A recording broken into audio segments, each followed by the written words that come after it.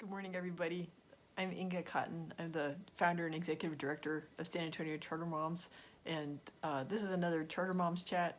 It's April 1st, and the topic I wanted to talk about today is motivation, how to keep your kids interested and engaged with their schoolwork while doing distance learning. And I think to some extent this ties in with as adults, like how do we find motivation? Because like I know on Monday in particular, I was lagging, I was feeling down, and I've rallied, and yesterday was a good day, and I have a feeling today's gonna be another good day. But we need to be sensitive about this in ourselves too. So today I want to talk about motivation and give you some tips about how to help your kids while they're doing distance learning, to stay focused on their work and also try to just keep a positive attitude overall. And I want to thank April Dixon because we had a nice chat yesterday. She helped fill my cup so that I can keep helping the SA Charter Moms community. And this is one of the topics that we talked about in our call yesterday. So April is a valuable member of the SA Charter Moms community and experienced homeschooler, and had some thoughts about things that can help all of us while we have our kids home and learning more than we're used to. So on the topic of motivating our students while they're at home, so I want to recommend a book that helped me a lot, and then also a book that's been recommended to me a lot, although I haven't used it, but I just wanted to pass it on to you all. So, let's see, when my son was probably, I want to say, I think he was in preschool, a counselor recommended to us a book called How to Talk So Kids Will Listen, and How to Listen So Kids Will Talk. And the co-authors' names are Adele Farber and Elaine Maslish. And we actually listened to the audiobook version of it, which was short and really helpful because they kind of role play what some of these conversations are like. So I recommend getting the audiobook or the paperback book, whatever works for you. But basically the gist of it is it's changing how we communicate with our kids so that just like being okay with some silences while you let them formulate their thoughts. And we don't, like, even like with young children, you don't communicate with them in kind of a cute or babyish way. It's like they are just the sort of younger, underdeveloped version of the adults that they are going to be someday. So as you build up communication habits with them, think about the foundation that you want to lay so that someday you can have a really good like adult communications with them, right? Think about the kind of person you want them to be and what kind of communication you want to model for them. So I can't explain it as well as they do in the book, but I'm trying to think of an example. Well, okay, so another book that is recommended a lot, I haven't really spent that much time with it, but it comes well recommended, is the Love and Logic series. And I think the key idea from that, the authors are Foster Klein and Faye. So the idea there is to treat our kids with kindness and tenderness, but also let the natural consequences happen of the choices that they make. So those are some resources I wanted to recommend, but think about how that applies to, we have our kids at home and they have work to do, and it's different, right? They're not used to being, they're used to, like, they go to school and they go to a certain place, and there's this different set of people, these teachers who are helping guide them what to do. So what can we do at home to make this work? Samira says good morning to you too. Having a place where everybody can work, that's important. I know it can be hard. So my kids have desks in their rooms that they can work at. So sometimes they do their work there, but a lot of us actually work. I usually work just at the kitchen table. And in fact, so we're in my dining room right now. So that's this is where I do most of my work when I'm working at home. And I'm actually sitting in my daughter's chair right now because the lighting is a little better. in this spot than in my spot. So, you know, when I say like have a place to work, it doesn't have to always be a place used for work, but it's just at that point in time, it's designated as a workspace. So for us, we repurpose our dining room table for, you know, different things at different times, right? So it might be for games, it might be for a meal, you know, for our food, it might be, you know, my workspace or my daughter's workspace. You know, sometimes my kids want to lie down when they're reading. That's fine as long as they're awake, you know, and paying attention. Sometimes they're reading on books, sometimes on tablets. It just depends, you know, what materials we have on hand. My son will listen to the audiobooks on his iPad, but he'll have the paper copy of the book with him. I think the important thing is if they are using electronics, like a laptop or a tablet or a phone to help with their work, just to really watch the distractions, right? Like put the phone on do not disturb or airplane mode, so they're not getting any social media notifications if they use that. You know, my son, he wants to listen to music while he's working, but I just don't think that his attention would be totally on his work. So I've asked him to please turn off the music. Plus, we're all working too. So if you want to have a family dance break, that's great. Get everyone up and moving. But my advice is, while they're working, try to turn off the TV, turn off the music. Just have it be that work time. So we set up a schedule so that there's certain work times, but then also like outside play time. So my kids did work from 8 to 9, and then but from 9 to 10. Right now they're in the backyard, which makes it a little quieter in here for me to do my video. And then they'll have another chunk of work from 10 to 11. And we'll see when they get to a good stopping point, and then we'll change gears and have lunch. So having, like, it's important to have work time, but don't try to make all the time work time. Make sure that there's breaks for physical activity, breaks for music, things like that. So those are things you can do to like set things up for success, right? Having work times, having a workspace, putting away the distractions. You know, but then sort of another issue is, I guess the terms are intrinsic versus extrinsic motivation, right? So is the motivation coming from inside or coming from outside?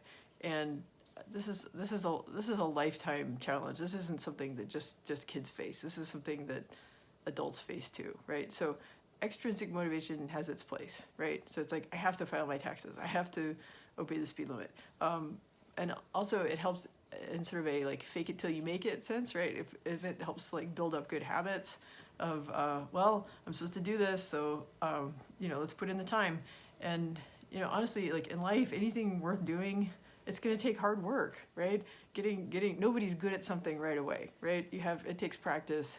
It takes hard work to get there. So, you know, sometimes extrinsic motivation is like, well, I better practice my instrument because I have a lesson with my teacher coming up later in the week. And, you know, I want to be able to show them that I've made progress on learning my piece, right?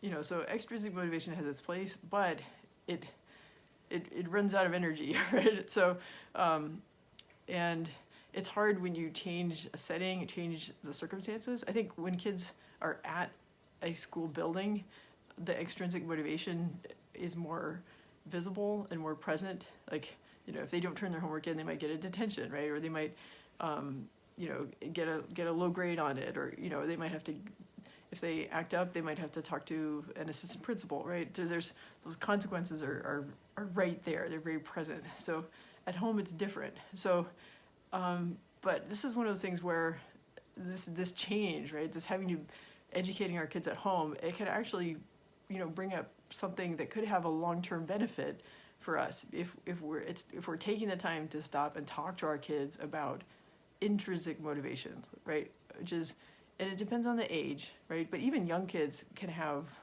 you know, things that they geek out on, right? Like, I'm thinking about my little friend Caleb, who like knows more about sea creatures than I could ever in a lifetime learn, right?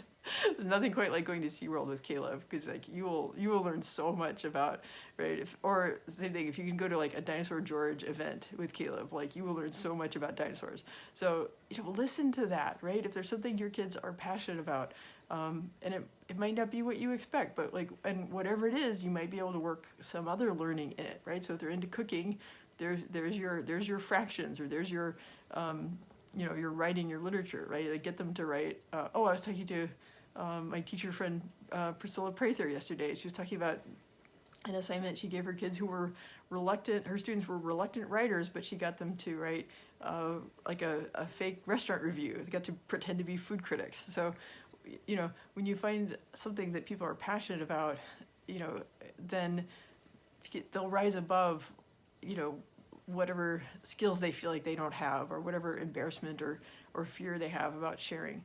And finding that intrinsic motivation is a gift for a lifetime.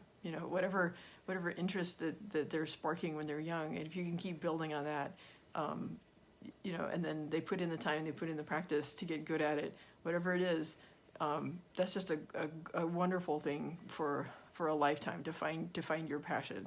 I have found my passion in learning about education, communicating about education, building an online community, and I'm so much happier doing that than I was being a lawyer. I was not meant to be a lawyer, but I'm still glad I went to law school because of the skills that I learned, the background that it gave me. But I wasn't really happy in my work until I found my passion as in the nonprofit space and working in education and helping families. So really this isn't an age limited thing to either children or adults. Like we all need to find the things inside us that give us that spark. Meanwhile, you're wondering, okay, how does this help me because my kid doesn't want to do spelling, right? But really you could break it down with them, right? So if they are really interested in cooking and maybe they want to have a restaurant someday, right? Just even with young kids, play make-believe. Like imagine yourself as the chef at a restaurant. It's like, well, you're going to need to write the menu, right? You need to spell the words right on the menu. So, just try to, whatever your dream is, there's ways to break it down into smaller steps about how you get there. And, nothing happens overnight. So, but you have to come up with the dream. You have to, think about those little steps along the way. And then sometimes in the short run, you need some extrinsic motivation, to get you to put the time in to get the practice, whether it's, learning how to really chop those vegetables, to be a chef, or, learning the spelling so you can write a menu. But I think treating your kids with the respect that they are, they're young, but they are each a whole person, with feelings and dreams that matter. And during these times, you may need to kind of over communicate with them, or have like long awkward pauses while you wait for them to open up about what's stressing them out, or what's frustrating them, or what's bothering them. And sometimes there's times when you're just gonna feel a little down or a little out of sorts, and just give them a hug, or maybe let them have some quiet time in their rooms where they don't have to explain themselves, and they can just kind of collect their thoughts, or enjoy good food, go for a walk while maintaining social distance, enjoy the spring weather, just do what we can. So those are some thoughts about motivation. There's no magic bullet for this, and it doesn't change overnight. So it's, I think in some ways I had a head start on this because I did homeschool my son for first grade, and I did have to find ways. I would say there were times where we had to have some structure, and we had to have some extrinsic motivation, like dude, this is what you're expected to do. We got to finish this workbook by this date, and we broke it down into pieces. And then there's other times where he was running to the car because he knew we were going to go do science at the Doozium, and he was super excited, right? So now unfortunately there aren't places to gather like that right now, but but maybe you could do a science project, find something on YouTube and find some ingredients, and build a volcano, or find something that they will get excited about, right? So balance out the things that they don't like with the things that they do. There's nothing magical about this. It builds up over time, and the question of intrinsic and extrinsic motivation is something that even adults struggle with. But this is an opportunity to start some good conversations with your kids about what their dreams are, and what are the little steps that they can break that down to along the way so they can get closer to their dreams. And I think that in some ways that takes us closer to the fundamental purpose of education that really is deeper than, a school building or a particular calendar or a bell schedule or things like that. So maybe some good can come out of all this disruption. So if you have any more resources or thoughts about motivation, if you have experience with books like the How to Talk So Kids Will Listen, or with like Love and Logic or other books, drop a comment, and we'll share those resources around. So I'll be online again tomorrow. Thanks for joining me. Bye.